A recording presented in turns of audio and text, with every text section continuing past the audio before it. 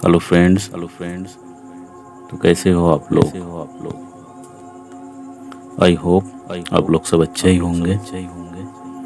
तो फ्रेंड्स आप लोगों के लिए आज एक नए कहानी लेके हम आए हैं। और फ्रेंड्स जो मेरे चैनल पर नए हो तो प्लीज़ मुझे सब्सक्राइब, लाइक, कमेंट, शेयर ज़रूर कर देना। तो फ्रेंड्स आज की जो कहानी लेके हम आए आपके सामने, तो आज हमारी कहानी का नाम है आत्माओं का गांव। ये कहानी शुरू होते राहुल नाम के एक लड़का से। राहुल 28 साल का एक पत्रकार है जो दिल्ली के शोर शराबे और भीड़ भाड़ से दूर कुछ अलग अनुभव लेने के लिए इस गांव की ओर निकल पड़ा है। उसने हमेशा से डर और रहस्य से जुड़ी कहानियां पढ़ी थी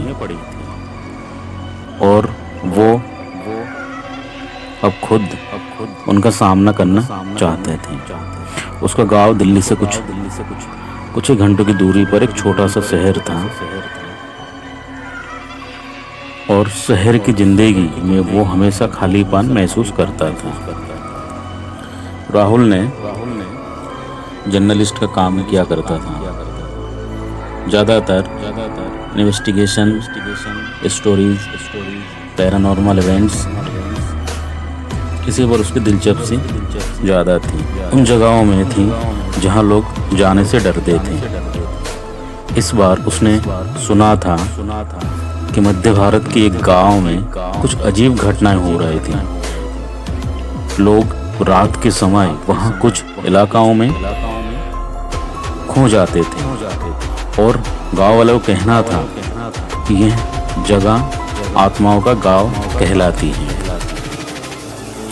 शुरुआत में राहुल ने इसे सिर्फ कहानी समझा, लेकिन जैसे ही वो गांव के मुख्य रास्ते पर कदम रखा तो उसे अजीब ठंडक और सन्नाटा महसूस हुआ। दूर दूर तक टूटी फूटी हवेलियां और जर्जर घर थे जिनकी खिड़कियां से जैसे कोई निगाहों से उसे घूर रहे थे। राहुल ने अपनी टॉर्च जलाई, लेकिन हल्की रोशनी भी अंधेरों में खो जाती थी। तभी उसने पहली आवाज़ सुनी, धीमी बेसुरी हंसी जो दीवारों के पीछे से आने लगी थी। उसने चारों तरफ देखा पर वहाँ कोई नहीं था, शायद हवा की आवाज़ ही। उसने खुद को शांत किया, लेकिन मन बेचैन था। गांव के बीच से गुजरते ही कुछ पुरानी हवेली थी। उसने हवेली तक पहुंचा।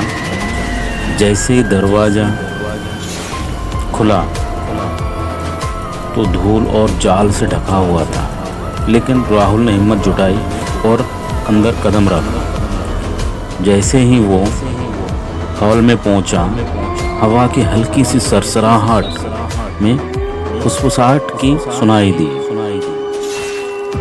तुम अब हमारी बीच हो। दीवारों पर पुराने चित्र उसकी ओर देख रहे थे। उनकी आंखों में पीड़ा और क्रोध झलक रहा था। अचानक झूमर अपने आप हिला और गिर पड़ा। उसकी गूंज इतनी भयानक थी कि राहुल पीछे गिर पड़े। धुंध और लाल परछाई चारों ओर फैल गई। हवा में किसी की मौजूदगी का एहसास था। राहुल ने पीछे मुड़कर देखा तो गलियों में एक परछाई का एक समूह धीरे धीरे उसकी ओर बढ़ रहा था। राहुल ने हिम्मत करके कहा, मैं अकेला हूँ, लेकिन कोई उत्तर नहीं आया। केवल दीवारों पर लाल लकीर उभर रही थी। अकेला? यहाँ कोई अकेला नहीं होता।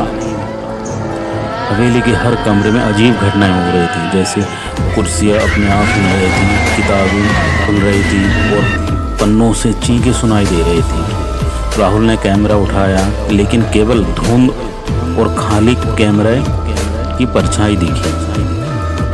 हर कोने में लाल आंखों वाली परछाई खड़ी थी, जैसे वो अब गांव की आत्माओं में शामिल हो चुके हैं।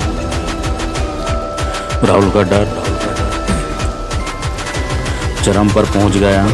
उसने दौड़ने की कोशिश की, लेकिन फर्श उसकी गति रोक रहा था। परछाई धीरे धीरे उसकी चारों ओर घेर रही थी। आवाजें गूंज रही थी, हम तुम्हारे साथ हैं, तुम हमारी तरफ रह जाओगे, तुम हमारी तरह रह जाओगे। अचानक हवेली के पीछे एक दरवाजा खुला और धुंध में एक महिला की परछाई उभार आई। उसकी आंखें अजीब लाल चमक रही थी। राहुल ने पीछे हटकर देखा, दरवाजा के पीछे अब पूरी आत्माओं की सेना खड़ी थी।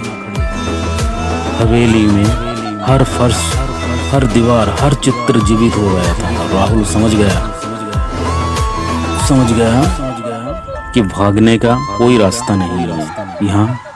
यहाँ जीवित था, ये गांव जीवित था और अब उसकी आत्माओं का निवास बन चुका था। राहुल जोर से चिल्लाया, पर आवाज हवा में ही खो गई। बस फुसफुसाहट की आवाज और परछाई चारों ओर थी। हिम्मत हारते हुए उसने महसूस किया, ये केवल शुरुआत थी। गांव की आत्माएं उसे अपने आप में समेट चुकी थी और अब राहुल भी उसी शापित गांव का एक हिस्सा बन गया। अंधेरा छा गया, हवेली शांत हो गई, पर गांव अब भी जीवित था, हर रात नए लोगों की प्रतीक्षा में। तो फ्रेंड्स, ये थे आज की कहानी। अगर आप लोगों को अच्छी लगी तो ज़रूर कमेंट करना और शेयर ज़रूर करना।